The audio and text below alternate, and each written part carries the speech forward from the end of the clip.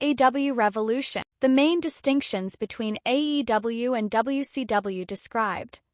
The year is 1997. TBS and TNT broadcast WWE's main rivals' weekly programs. On commentary is Tony Schiavone. Chris Jericho and Sting are also present. 25 years have passed. Weekly programs from WWE's main rival are once again shown on TBS and TNT. Jericho, Sting, and Schiavone are still alive. If you hadn't been following the industry for the last several decades, you could assume that AEW is simply a continuation of WCW with a continuous line of wrestlers dating back to Magnum TA and the Road Warriors making each other bleed.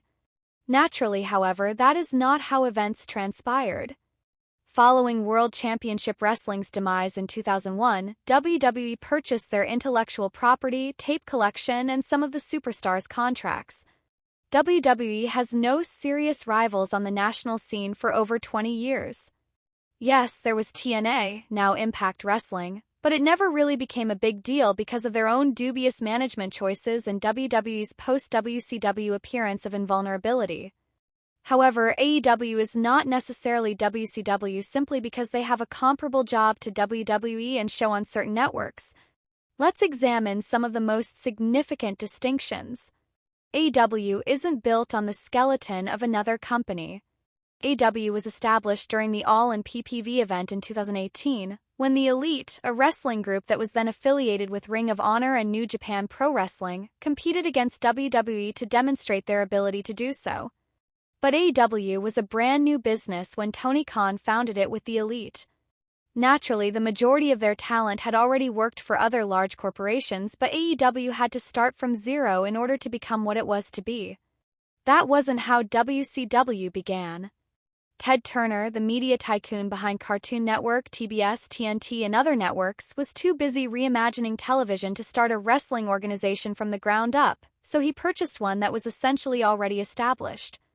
Throughout the 1980s, Jim Crockett Promotions, a North Carolina-based wrestling organization, had already begun to grow and their product was being shown on TBS.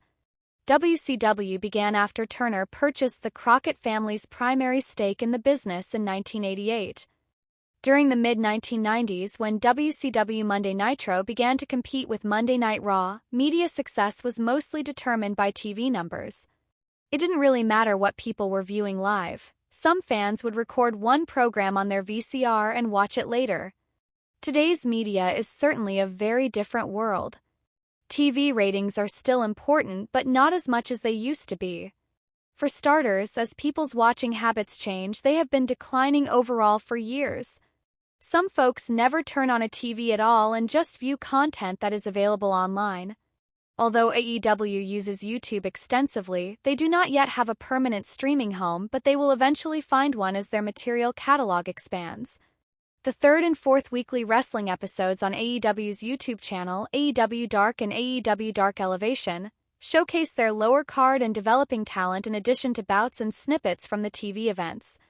Legendary commentator Tony Schiavone and fan-favorite referee Aubrey Edwards headline the official AEW podcast, which is something that WCW could not have imagined in the past. Owner Tony Khan runs AEW himself instead of letting guys like Eric Bischoff run it.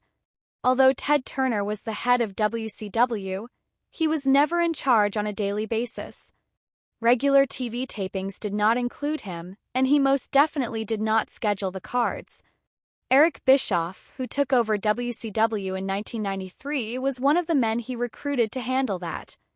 Tony Khan, however, adopts a hands-on approach. In addition to being the owner, he is the one who works there every day, communicating expectations to the talent and ensuring that everything proceeds as he desires. In that regard, he resembles wrestling's greatest micromanager, Vince McMahon, more than Turner. In contrast to McMahon, Khan is obviously passionate about everything related to modern-day wrestling, not simply the concept. He is all about getting his hands filthy to put on the finest professional wrestling event he can, unlike Turner. Furthermore, unlike Bischoff, Khan has no interest in putting himself out there and nothing to prove to anybody. Tony Khan will never join the Blackpool Combat Club in the same manner as Bischoff joined the New World Order. In actuality, Khan is seldom ever seen on television. He only shows up when a significant statement has to be made in the real world. AEW works to build young stars instead of only relying on ex-WWE names. Similar to WCW, some former WWE stars work for AEW. Whereas AEW has Jon Moxley, Bryan Danielson, Malachi Black, and others, WCW is known for having Hulk Hogan, Kevin Nash, and Scott Hall, among others. The absence of domestic talent was the issue with WCW, not the presence of former WWE employees. WCW had virtually little talent of its own except wrestlers like Chris Jericho and Booker T, who would go on to become much larger stars in WWE, and wrestlers like Sting and Ric Flair, who had been grandfathered in from Jim Crockett. Near the bottom of the list were Diamond Dallas Page, wrestling's ultimate every guy, and Goldberg, whose time in WCW undoubtedly had its share of issues. On the other hand, from the outset, AEW has worked to create new stars. Before there was ever weekly television, Hangman Adam Page was working for the AEW World Championship, and by the time he won, almost all of his fans were supporting him. Then there is the evil MJF and Wardlow, his former bodyguard, who is now a well-known figure. There are numerous of up-and-coming artists with sizable fan bases even outside of the current big event scene, like Sammy Guevara, Jungle Boy, Ricky Starks, Daniel Garcia, and Darby Allin. In the women's division, Britt Baker, Jade Cargill, Thunder Rosa, and Nyla Rose have completely eclipsed former WWE stars Ruby Soho, Toni Storm, and Athena. The legends in AEW are there to help younger talent. The fact that Tony Khan and his staff recognize the importance of seniors in wrestling, their job is to win over the younger stars, is a crucial component of that star-building process. Helping Daniel Garcia, Angelo Parker, and Matt Menard achieve stardom is Chris Jericho's top objective. He had previously performed in a similar capacity for Ortiz, Santana, and Sammy Guevara. The latter's fame was greatly aided by his rivalry with MJF, although CM Punk also had a role in it. However, this does not imply that aged celebrities are unpopular in AEW. After all, Hulk Hogan's WCW tenure coincided with CM Punk's World Championship victory at around the same age.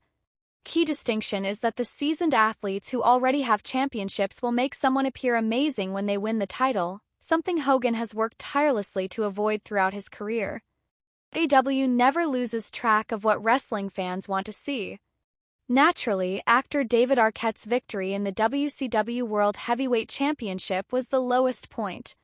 By all accounts, Arquette, a wrestling enthusiast, had no intention of defeating all the legitimate wrestlers in the organization for the championship, yet it still occurred.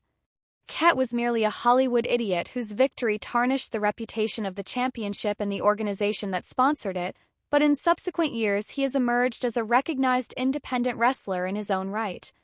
In AEW, a wrestling organization committed to satisfying wrestling fans, such a farce would never occur.